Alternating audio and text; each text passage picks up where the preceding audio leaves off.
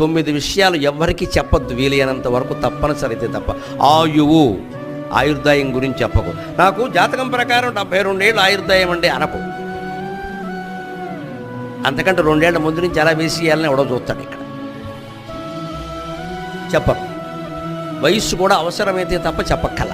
ఆడవాళ్ళు ఈ విషయంలో చాలా జాగ్రత్తగా ఉంటారు, ఎట్టి పరిస్థితుల్లో చెప్పరు. విత్తం, డబ్బు గురించి కూడా ఎవరికి చెప్పొద్దు. గృహఛిద్రం, ఇంట్లో లొసుగులు ఉంటాయి, అవి కూడా ఎవరికి చెప్పొద్దు. అంతేకాదు మంత్రం, ఎవరైనా మనకి మంత్రోపదేశం చేశారు, చెప్పకూడదండి ఎవరికి. అది రహస్యమే. ఊరికి చెవిలో చెప్పేద్దాం. మంత్రోపదేశాలు అందరికీ చేయకూడదు. చేసాడు అంటే వాడు చేయకపోతే వీడికి బడిచి కొడుతుంది.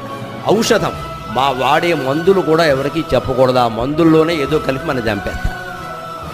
మైథునం, పెద్దవాళ్ళు ఉన్నారు కాబట్టి చూస్తున్నాం. దాంపత్య బంధానికి సంబంధించిన బలాలు, బలహీనతలు ఎట్టి పరిస్థితుల్లో అక్కా చెల్లెల దగ్గర కూడా మాట్లాడు.